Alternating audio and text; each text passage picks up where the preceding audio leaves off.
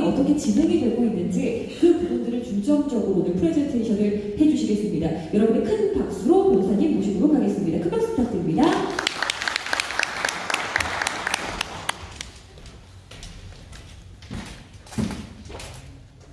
네, 안녕하세요. 반갑습니다. 저는 그 법무부인 정세에 대해서 파트너 변호사로 있는 이진영 변호사라고 합니다. 사실은 지금 소개하는 것과 달리 사실 뭐 주최 측에서 어떤 특별한 주제를 갖지는 않았어요. 근데 현재 우리나라의 그 규제 현황이라든지 세계 현황이라든지 하는 것들은 아마 여러분들이 많이 아실 것 같고, 또 지금 우리나라 현황은 잘 아시잖아요. 거의 무시하는 단계라고, 무시하고 있다라고 볼 수 있을 정도로 정치에서 좀 무관심한 그런 상황이 있고, 뒤에서는 좀 이제 약간 오히려 부정적으로 규제하는 쪽으로 이렇게 보는 입장인데, 아직 입법이나 가이드라인이 없기 때문에 이 부분에 대해서는 정부가 직접적으로 나서가지고 통제할 수는 없는 상황이라고 보여집니다. 그래서 지금까지 여러 가지 블록체인, 주로 이제 암호화폐와 관련돼 가지고서 법률적인 사항들이 좀 많이 발생을 하고 있고요. 제가 지난번에 사실은 거래소 밀업에서 한번 발표를 했던 부분이 하나 있고, 최근에 서울경제지센터에서 하나 기고를 좀 해달라고 그래가지고 기고를 하는 것이 있습니다. 그래서 두 가지 주제를 가지고서 좀 거래소와 관련된 부분을 법률적인 측면에서 좀 바라본 내용들을 여러분들께 간단히 좀 말씀드리고, 이 내용들은 사실 첫 번째 하나는 더비체인에 이미 기고가 됐던 건데, 저번에 거래소 밀업하고서 바로 제가 더비체인에다 기고를 했고요. 두 번째는 며칠 전에 서울경제에서 기고한 것이 좀 더 올라 있을 겁니다. 그래서 자세하게 오늘 설명을 안 되는 못 드리는 부분들은 그것들을 한번 좀 읽어보시면 알 수 있을 거라고 생각이 듭니다. 간단하게 궁금해하실 수 있고 좀 어떤 법리들이 또 적용되고 있는지 궁금해할 만한 것들을 간단히 소개를 하도록 하겠습니다. 이건가요? 제가 지난번에 이제 거래소 밀업 때 이걸 하나 얘기를 했었습니다. 아이오를 진행하는, 아이오가 좀 많이 이제 요즘 사실 크라우드 세일이 잘 안 돼요. 아무래도 이제 암호화폐 가격도 많이 떨어지고 그래가지고서 또 투자 많이 손실을 보는 분들이 많기 때문에 이게 선순환이 돼야 되는데 악순환이 되고 있기 때문에 아마 이런 문제가 생겨서 이제 거래소 중심으로 IO를 갖다가 하는 경우들이 많이 있습니다. 이제 IO는 뭔지 여러분들이 잘 아실 거예요. 일단 이게 불특정 다수인들한테 판매를 하는 건데, 원래 IPO에서 나와서 오퍼링이라고 해가지고서 쉽게 우리말로 하자면은, 원래는 제공을 한다는 뜻이겠지만은 판매 또는 매수의 권유를 하는 것을 얘기하는 거고요. IO는 특징이 암호화폐 거래소의 플랫폼을 통해서 이루어지고 있습니다. 그리고 거래소에서 관리되는 자금 조달 행위라고 볼 수 있고요. 이 IO와 ICO를 비교한 표는 좀 겹쳤는데, 벤자민 이게 많이 좀 블로그에도 좀 많이 올라 있어요. 원문으로 올라 있기도 한데 제가 좀 맞게 대충 번역을 했어요. 여러분들이 이야기 이렇게 해서 ICO와 IO는, ICO 같은 건 판매처가 발행인의 주로 웹사이트에서 이루어지죠. 그리고 IO는 거래소 플랫폼을 이용을 하고 있고요. 당사자, 이 부분이 이제 가장 핵심적인 부분이 될 것 같은데, 지금 분류는 제가 이렇게 했어요. ICO는 개발자나 발행 회사가 될 거고, IO는 이제 당사자가 누구냐라는 걸 제가 이제 거래소라고 적어놨는데, 이게 오늘의 법률적인 이슈가 되는 사항이라고 볼 수 있습니다. 스마트 컨트롤 관리자는 ICO에서, 이건 저도 정확히 모르겠는데 일단 이렇게 분류를 하고 있더라고요. 스톱 발행인이 스마트 컨트롤 관리하고 있고, IO는 거래소가 하고 있다고 할 때 저도 구체적으로 어떻게 거래소가 하는지 정확히 잘 모르겠습니다.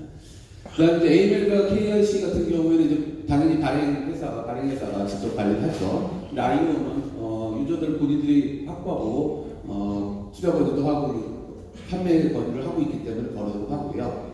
마케팅 비용은 보통 ICO 직접 자기들이 해야 되기 때문에 보통 많이 든다고 볼 수 있는데, IO는 이미 거래소가 해놓은 그런 같은 망들을 이용해서 이용하고 있기 때문에 마케팅 이게 상대적으로 비용이 적게 들 거다 이렇게 보고 있습니다. 그리고 심사 이게 이제 가장 중요한데 ICO 같은 경우 특별히 심사 절차를 거치지 않죠. 근데 IO는 거래소가 자체 심사 절차를 거치고 있고 잘 안 보이실 텐데 ICO 같은 경우는 뭐 자동으로 상장되는 건 아니에요. 그렇죠? 다 상장하려면 또 다시 알아보고 거래소랑 협약을 맺어야 되는데 IO는 일반적으로 IO가 끝나면 거래소에 상장되는 형태를 취하고 있습니다. 뒤로 갔네. IO의 장점은 뭐 계속 나왔는데 마케팅 비용 절감할 수 있고 거래소 신뢰를 이용한 자금 조달이 용이하고 또 상장까지 원패스로 진행이 가능하다는 장점이 있습니다. 또 거래소 같은 경우에는 회원 유저를 확대할 수 있고 자체 거래소도 토큰을 많이 발행해 놨는데 많이 IO에 사용을 하고 있습니다. 그래서 활용을 할 수 있고 그다음에 뭐 이제 수수료를 받아서 매출에도 기여할 수 있고 또 스타트업들 큰 발행회사들에 대해서 거래소의 지위를 또 강화할 수 있는 그런 장점도 있습니다. 투자자에게 있어서는 이제 거래소 심사를 거쳤다는 점에서 ICO보다는 이제 투자의 위험성이 좀 적어질 것 같다라고 보는 점이 장점이고요. 제가 이제 오늘 주제로 나누는 게 거래소를 당사자에서 법적 문제를 제기할 수 있도록 할 수 있게 이제 법률적으로 보아야 된다라는 그런 측면입니다. IO를 갖다 일단 기존의 거가 ICO랑 비교해서 법률적인 장점을 뭐로 볼 수 있냐면은 거래소 플랫폼을 이용하는 판매와 투자 위험에 대한 보증을 미리 하기 때문에 유사수신행위나 우리 정부가 일단은 지금 암호화폐 관련해 가지고서는 주로 유사수신행위, 사기, 불법 다단계 이런 쪽으로 규제를 하고 있는데 그런 법적 위험성이 좀 적다라고 볼 수 있고요.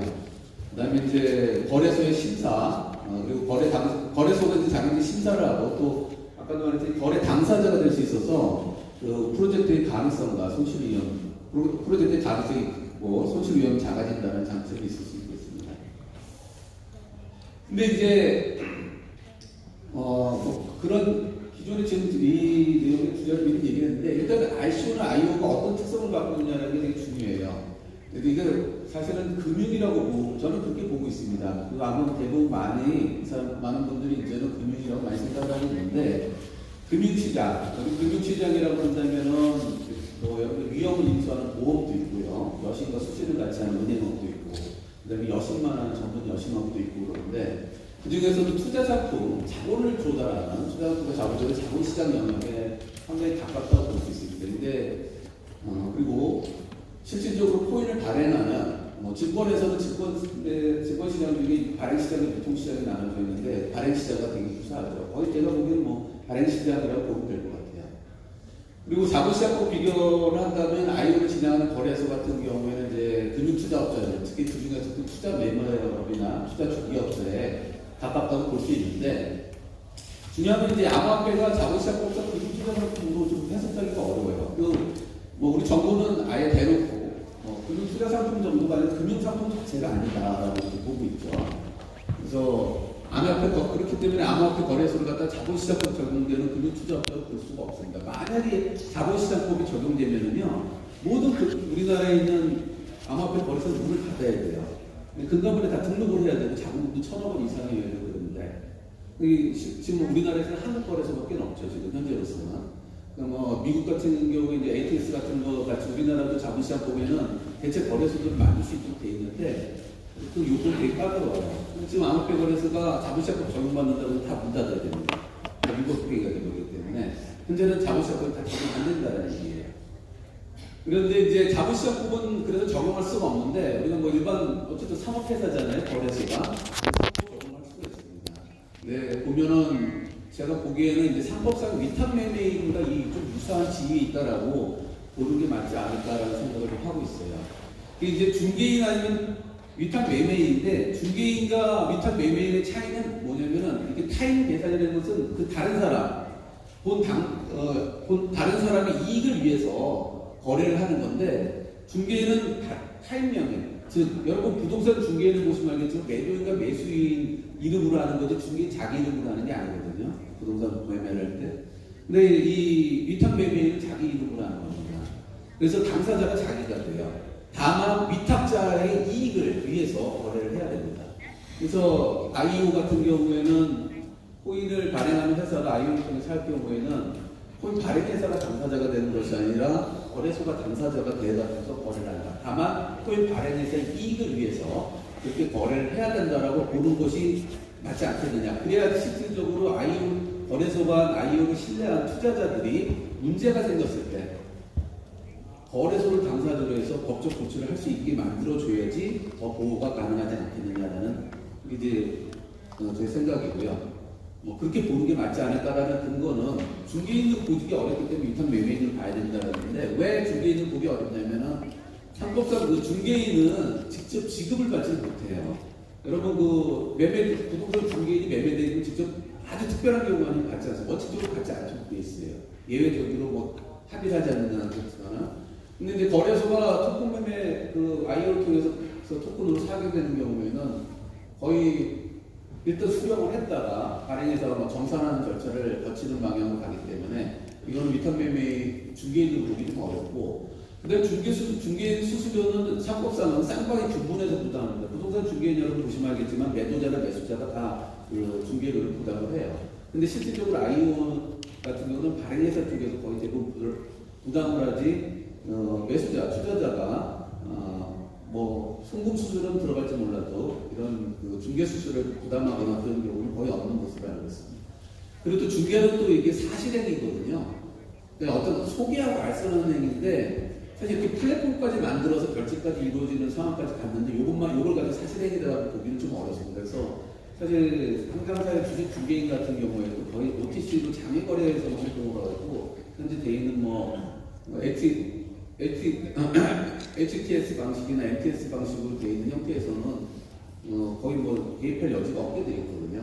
근데 현재 다 보시면 알겠지만 대부분 플랫폼들을 가지고 있기 때문에 중개 사실을 보기 좀 어렵다 보입니다. 그래서 그리고 또 뭐 중개인이 하면서 IO를 원하는 기업을 제한할 필요가 없죠. 자기들은 중개만 한다고 하면 되는 거니까 또 심사도 할 필요는 없는 거기 때문에 중개인을 보기 좀 어려워서 위탁 매매인을 봐야 된다라고 보고 위탁 매매인일 경우에는 본인이 위탁자를 위한 매매로 인해서 상대방에 대해서 직접 권리를 취득하고 의무를 부담하는 거거든요. 그렇기 때문에 만약에 투자자에 대해서는 당사자로서 책임을 져야 된다는 건데 가장 큰 문제가 있습니다. 사실 이 상법 규정 적용하는데 문제가 뭐냐면은 이 위탁 매매의 대상이 뭘로 되어 있는 물건하고 유가증권만 되어 있어요. 그렇기 때문에 근데 뭐 암호화폐 물건 아니죠. 유가증권으로 지금 볼 수도 없습니다. 뭐 STO 시큐리티 증권형 토큰 같은 경우에 뭐 사실 우리나라에서 아직 그렇게 인정이 조금 어려운 부분들이 있는데 자본시장 법상 해석상 어쨌든 뭐 현재로서는 증권으로 보기도 어렵기 때문에 직접 적용하기 좀 어려운 것 같아요. 그러나 아마 유인법이나 상법 같은 경우에는 헌법법은 어렵지만 유추 적용할 수 있기 때문에 적용할 수 있을 거라고 보여지고요. 다만 이런 혼동이나 어려움 막기 위해서는 빨리 법을 좀 만들어야 되지 않겠나. 이런데 입법에 불비가 있어가지고 결국 투자자 보호나 거래상의 어려움이 있다. 그런 부분을 갖다 말씀드리고 싶습니다. 그 다음에 이제 최근에 이게 도둑상 이거에 대해서는 제가 굉장히 글을 올렸다가 여러분들이 많은 말씀을 주셨어요. 일단 도둑상장이라는 용어부터 되게 불만을 갖고 있는 분들이 있는데 이게 사실 제가 그냥 많이 흔히 쓰이는 이 용어가 적당한 용어인지 저도 잘 모르겠습니다. 그냥 이해하기 쉽게 하기 위해서 한 건데 전에 대부분 많이 이렇게 쓰고 있어서 뭐 도둑상장이라는 뜻이 이 용어가 맞는다라고 뭐 말씀드릴 수는 없을 것 같습니다. 정확하다고 말씀드릴 수 없을 것 같고요. 근데 이제 얘가 뭐 오브스 코인 같은 경우라든지 오브스 코인 빌렉시라는 거래소에서 도둑상장 이때부터 이제 얘기가 아니 이 빌렉시라는 거래소 많이 도둑상장을 좀 많이 좀 했었던 것 같아요. 근데 이 오브스 코인 또 그렇게 됐고 또 아트 코인이나 피블 코인 같은 경우 최근에 베타스비트라는 거래소에서 상장을 하겠다 뭐 이렇게 얘기한 적이 있었어요. 그래서 근데 대부분 이게 발행사랑은 협의를 하지 않고 거래소가 임의로 상장을 했기 때문에 발행회사 측에서 뭐 도둑상장이나 납치상장이나 이렇게 불리고 있는 것 같습니다. 근데 이제 이게 왜 가능하냐면 이게 이 탈거된 블록체인에서 블록체인 프로토콜에서는 소스코드나 API가 다 공개되어 있기 때문에 뭐 기술적으로 상장하는 문제가 없어요. 그래서 다 상장을 해왔고 그다음에 이제 마찬가지로 거래소가 입장에서는 탈중하는 플랫폼에서 상장하는 게 문제되지 않는다는 입장이고 비트코인 상장할 때 사표서 허락받느냐 이런 상태였는데 비타를 시각 구해야 되냐고 이렇게 반문합니다. 어쨌든 그래도 이 상장이라고 하지만 이익이 되는 경우도 있어요. 되게 뭐 상장 수수료를 부담 안 해도 되잖아요. 임의로 올려주니까. 그리고 또 여러 거래소가 임의로 상장시켰다는 그 코인 자체가 가치가 있다라는 걸 갖다가 평가받았다는 것이 있기 때문에 좋고, 또 이게 마케팅에도 도움이 돼요. 어쨌든 노이즈 마케팅이 돼도 어쨌든 이게 화제가 돼서 마케팅에도 도움이 되고, 또 뭐 유저들은 자기 거래소에서 거래를 할 수 있기 때문에 그런 편의를 제공받을 수도 있다고 볼 수 있습니다. 근데 이제 도둑상장이 돼서 문제가 되는 것들은 뭐냐면은 이게 탈중화되는 뭐 암호화폐 자체는 그렇다고 하는데 이게 프로젝트가 과연 탈중화가 돼 있느냐라는 거거든요. 이 코인하고 프로젝트하고는 상당히 밀접한 관련이 있는데, 그래서 그런 부분들이 좀 문제가 될 수 있고, 또 이 거래소 특성상 거래소가 탈중화된 기관은 아니잖아요. 덱스로 되어 있는 경우도 있긴 있지만 대부분 거래소 탈중화된 기관이 아니고, 또 이 영리법인이에요. 사실은 자기들의 이익을 위해서 상장을 했는데 그걸로 해서 발행회사나 발행회사 투자자가 좀 희생되는 문제가 생기면 안 된다라는 그런 문제점이 생길 수 있고요. 그 다음에 발행이 다른 거래소가 상장 계약 체결한 상황에서 만약에 다른 걸 도둑 상장을 해버리면 어떤 거래소가 잘못하면 이게 상장 계약이 폐기가 될 수도 있는, 파기가 될 수 있는 그런 문제도 발생할 여지가 있다라는 거고, 또 굉장히 취약한 거래소가 임의로 상장을 하게 되면 해킹이라든지 혹은 자금세탁이나 불법자금 모집 형태를 악용이 될 수도 있는 문제가 있을 때 훼손되는 그 신용을 갖다가 어떻게 감당할 것이냐, 이런 문제가 생길 수가 있다는 것 때문에 도둑상장에 대한 얘기가 좀 오갈 수 있는 부분들이 있습니다. 이 법적으로 어떻게 봐야 되겠느냐. 근데 제가 이걸 글을 썼더니 어떤 분은 왜 이거 이 탈중화된 플랫폼에서 상장을 갖다가 뭐 처벌을 하는 게 아니냐, 이거 뭐 다 일일이 다 승낙받고 다녀야 되느냐, 그런 뜻을 물어보시는데 그런 뜻이 전혀 아닙니다. 제가 이제 일단은 보시면 원래 증권상장부터 상장계약에 이건 대법원 판례로도 나와 있고, 상장 규정에 따라서는 이거는 약관으로 보고 있습니다. 자본시장 보고 상장 규정 거래소는 상장 규정을 만들도록 되어 있고요. 그래서 뭐 지금 코스닥 시장 상장 규정, 유가증권 시장 상장 규정들이 다 있습니다, 따로. 그리고 그거에 따라서 다 사법상 계약을 보기 때문에 암호화폐의 경우는 뭐 당연히 이거는 뭐 어떤 법이 없기 때문에 사법상의 계약을 볼 수밖에 없어요. 그리고 근데 도둑상장의 문제가 뭐냐면 계약이 없거든요. 계약을 이루어지고 있는데 비법률행, 준법률행이라고도 하는데 법률행이라는 건 의사표시가 있어야 된다는 얘기예요. 근데 이 의사표시 없이 임의로 행위로 이루어지는 거기 때문에 비법률행이라고 보는 겁니다. 근데 이제 뭐 저도 마찬가지로 이게 탈중화 가치를 존중했기 때문에 이 지금 뒤에 볼 이 비법률행위 하면서 사무관리를 보자라고 하는 거는 이 탈중화된 가치를 존중하자는 뜻이에요, 사실은요. 왜냐면은 일단 해라 하는데 의사에 반해서 하지 말라라는 얘기거든요. 그러니까 일단 그 뒤에 보겠지만은 사무관리 규정을 적용을 해서, 근데 사무관리라는 것은 뭐냐면 의무는 없습니다. 계약상 의무 없고 법령상 의무가 없이 타인을 위해서 사무를 처리하는 행위예요. 그러니까 계약상 의무 없이 상장 사무를 처리해주는 행위라고 볼 수 있겠다라는 거죠, 도둑상장은. 근데 이제 사무관리 규정이 적용되면 어떻게 되냐면은 성질에 따라서 본인에게 위탁 암호화폐 발행회사가 될 가능성이 있죠. 이익이 되는 방법으로 관리를 해줘야 돼요. 그리고 본인의 의사를 알 수 있거나 알 수 있는 데는 그 의사에 적합하도록 해야 되기 때문에 발행회사가 명시적으로 난 반대한다. 그러니까 상장을 해도 좋은데 나중에라도 반대한다 그러면은 그걸 유지하는 것은 문제가 있을 수 있다. 법적으로 안 된다라고 볼 수 있다. 사무관리 규정을 적용하면 안 된다는 얘기죠. 그리고 사무관리할 경우에 가시는 때도 이런 경우는 의사에 반하는데 계속 유지하다가 손해가 발생했다. 이러면 이거는 책임을 져야 된다는 얘기입니다. 명시적으로 안 됐을 때.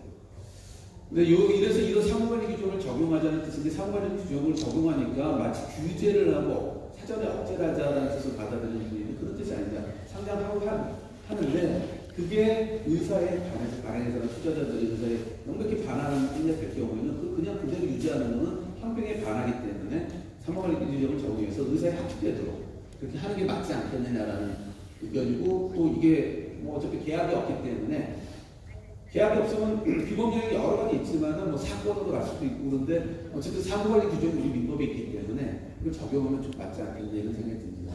어쨌든 이렇게 이제 거래소 관련해서 상당히 법률적으로 문제가 많이 발생할 수가 있는데, 이렇게 뭐 지금도 딱 맞지 않기 때문에 앞에도 그랬지만 유추 적용을 갖다 하자라는 쪽으로 많이 갈 수밖에 없어요. 이런 거는 법적 안정성을 해야거든요. 왜냐면 유추 적용이라는 것은 좀 폭이 넓어지기 때문에. 그래서 이 사실을 빨리 적어도 암호화폐 거래소 기본적인 관련 사항들에 대한 법률들이 아니면 적어도 가이드라인이 제정이 되어야 되지 않겠느냐라는 생각을 하고 있습니다. 그런데 우리나라가 아직까지 조금 소극적인 게 뭐 앞으로 좀 어떻게 될지 모르겠습니다만 저는 이 부분이 새로운 금융 형태라고 보기 때문에 계속 발전하고 블록체인도 계속 발전할 거고 아마 그래도 본격적으로도 그 금융으로서의 가치가 있어서 발전할 여지가 있지 않겠나 생각하고 있습니다. 그래서 이거 제 블로그인데요. 나중에 한번 보시면 저희 많은 글들이 있습니다. 한번 읽어봐 주시면 감사하겠습니다. 네, 이것을 마치겠습니다. 감사합니다. 네, 변호사